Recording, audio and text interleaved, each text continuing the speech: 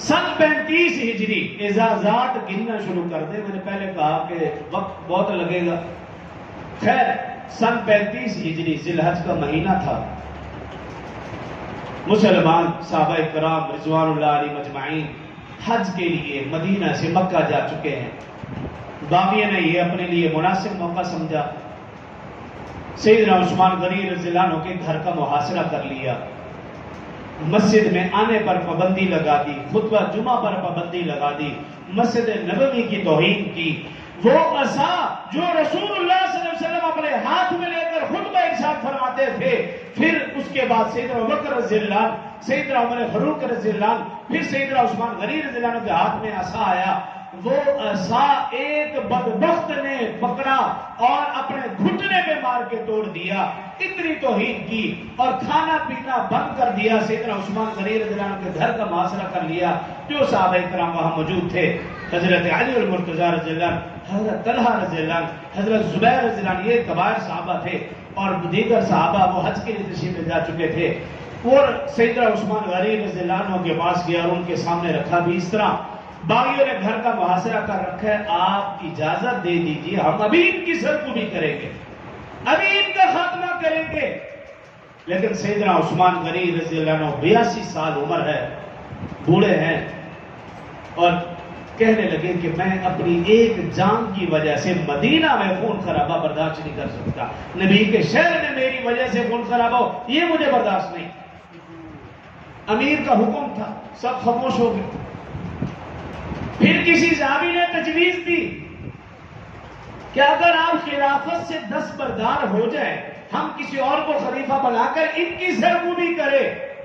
سیدنا عثمان غنی رضی اللہ عنہ نے فرمایا کہ مجھے رسول اللہ صلی اللہ علیہ وسلم نے فرمایا تھا، اے عثمان ایک وقت آئے گا تجھے خلافت کی قمیض اتارنے کو کہا جائے گا، تو ہرگز خلافت کی قمیض نہ اتارنا، لہذا میں خلافت سے دستبردار نہیں ہوں گا. پھر ایک نے رائے دی، تجویز دی کہ اگر آپ مدینہ الرسول کو چھوڑ دیں، کسی اور جگہ منتقل ہو جائے تو ہم جانے اور یہ باغی جانے، ہم ان کا خاتمہ کریں گے. تو سیدنا عثمان غنی رضی اللہ عنہ کی آنکھوں میں آنسو آ کے کہا، یہ مدینہ الرسول، رسول اللہ صلی اللہ علیہ وسلم کا پڑوس، یہ قبر رسول، یہ ہرگز میں نہیں چھوڑوں گا. میری جان جاتی ہے تو جائے، نبی سے دوری مجھ سے برداشت نہیں. اتنی محبت تھی رسول اللہ صلی اللہ علیہ وسلم سے. بالآخر ان باغیوں نے محاصرہ تنگ کیا. بعض روایت میں آتا ہے 40 دن، بعض میں آتا ہے 50 دن. ایک روایت میں نے آج پڑھا 60 دن تک ان باغیوں نے سیدنا عثمان غنی رضی اللہ عنہ کے گھر کا محاصرہ جاری رکھا.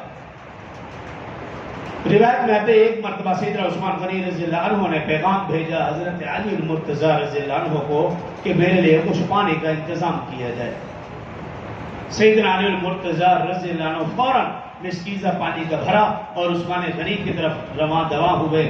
راستے میں تھے کہ باغیوں میں سے کسی باغی نے تیر مارا، وہ مسکیزہ ٹوٹا، پانی نیچے گرا. سیدنا علی المرتضی رضی اللہ عنہ نے فوراً اپنا امامہ اتارا، اس پانی میں بھگویا اور قریب جا کر عثمان غنی رضی اللہ عنہ کے گھر کے اندر پھینک دیا تاکہ عثمان غنی کو میری یہ نشانی چلی دے، انہیں معلوم ہو جائے کہ جب آپ نے حیدر کرار کو پانی کا کہا تھا تو حیدر کرار نے اپنا وعدہ پورا کر دکھایا. صحابہ کرام کے آپس میں اتنی محبت تھی. صرف یہی نہیں، صفاقی کا مظاہرہ بڑھنے لگا. سیدنا عثمان غنی رضی اللہ عنہ مکان کی دوسری منزل پر گئے، باقی موجود تھے سامنے، اور ان سے کہا، سنو میرا محاصرہ کرنے والوں، میرا پانی بند کرنے والوں، سنو میں وہ عثمان ہوں کہ جب مدینہ میں تو مسجد قباء کی تعمیر میں نے کروائی، مسجد نبوی کی توسیع کا معاملہ تھا تو میں نے اپنا مال خرچ کیا.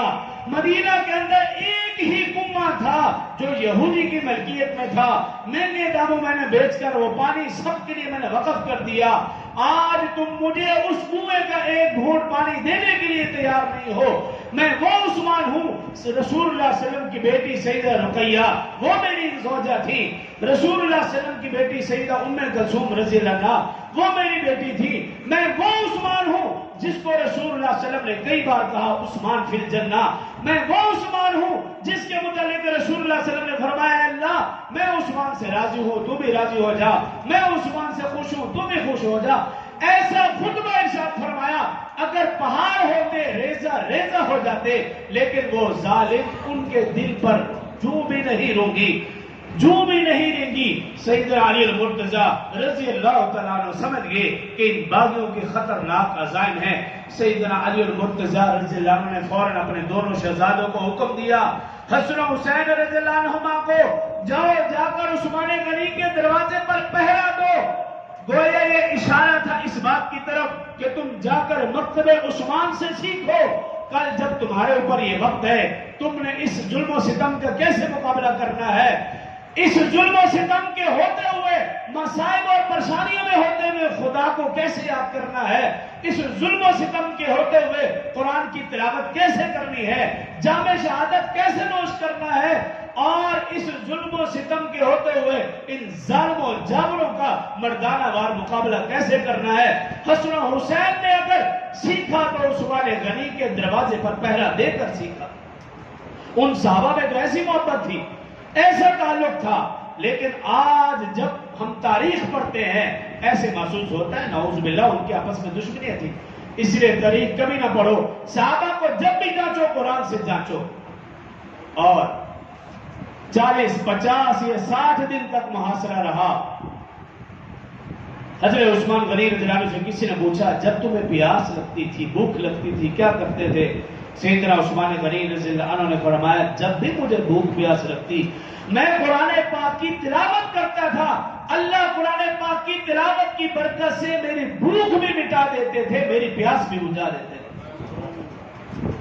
40واں دن تھا یا آخری دن جو بھی ان کی زندگی کا تھا، حضرت عثمان غنی رضی اللہ عنہ فرماتے ہیں ظہر کے بعد کا وقت تھا، مجھے اونگ گئی، میں نے خواب میں دیکھا رسول اللہ صلی اللہ علیہ وسلم، سیدنا بکر رضی اللہ عنہ، سیدنا عمر رضی اللہ عنہ، یہ میرے سامنے رسول اللہ صلی اللہ علیہ وسلم نے فرمایا اے عثمان آج ہم تجھے لینے آئے ہیں، آج تم افطاری ہمارے ساتھ کرنا۔ سیدنا عثمان غنی رضی اللہ عنہ کی جیسے آنکھ کھلی فوراً اپنی گھر والی حضرت نائلہ رضی اللہ عنہ سے کہا کہ میرے لیے وہ کپڑے لاؤ جو آج تک میں نے استعمال نہیں کیے، یعنی نئے کپڑے لاؤ۔ وہ نئے کپڑے پہنے اور پھر قرآن کی تلاوت میں لگ گئے، قرآن کھولا، اس کی تلاوت میں مشغول ہو گئے۔ کچھ ہی دیر کے بعد باغی دیوار پھلانگ کر اندر آئے، ایک باغی نے آ کر سریا آپ کے سر پر مارا، لہو کا فوارہ پھوٹ پڑا، ایک اور باغی آگے بڑھا، تلوار سے وار کیا، حضرت نائلہ رضی اللہ عنہ نے اپنا ہاتھ آگے کیا، ان کے ہاتھ کی انگلیاں کٹ گئی، ایک اور بدبخت آگے بڑھا، اس نے وار کیا تو سیدنا عثمان غنی رضی اللہ عنہ کا سر تن سے الگ ہو گیا اور وہ سر قرآن کے اوپر گرا۔ آپ اس وقت تلاوت فرما رہے تھے، اس آیت پہ پہنچے فَسَيَكْفِيكَهُمُ اللَّهُ وَهُوَ السَّمِيعُ الْعَلِيمُ، میرے لیے اللہ ہی کافی ہے، وہی خوب سننے اور جاننے والا ہے۔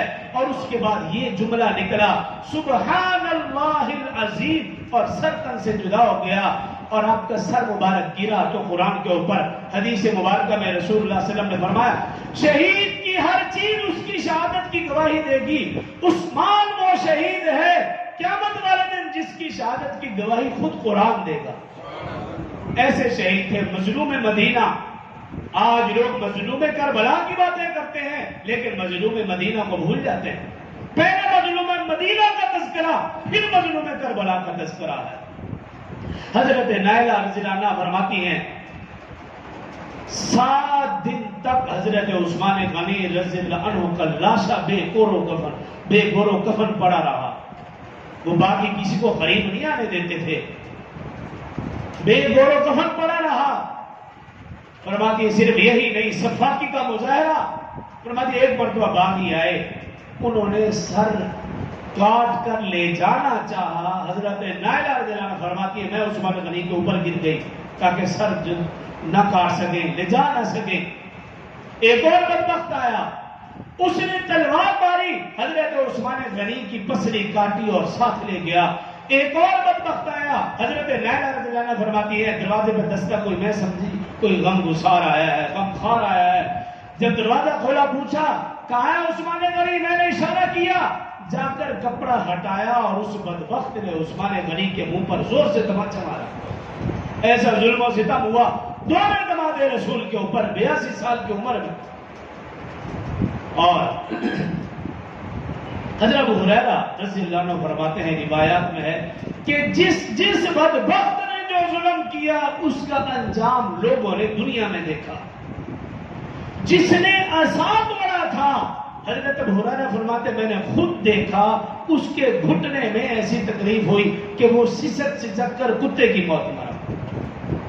جس نے تماچا مارا تھا، حضرت ابو ہریرہ فرماتے میں نے دیکھا اس کا ہاتھ شل ہو گیا، وہ کتے کی طرح آواز نکال کر روتا تھا اور اسی طرح اس کی روح نکل گئی، دم نکل گیا۔ اور جس نے جیسے ظلم کیا تھا، روایت میں موجود ہے کہ اس کا پھر جو انجام ہوا وہ دنیا میں لوگوں نے دیکھا۔ 7 دن کے بعد بھی باغی حضرت عثمان غنی رضی اللہ عنہ کی لاش کو اٹھانے نہیں دے رہے تھے۔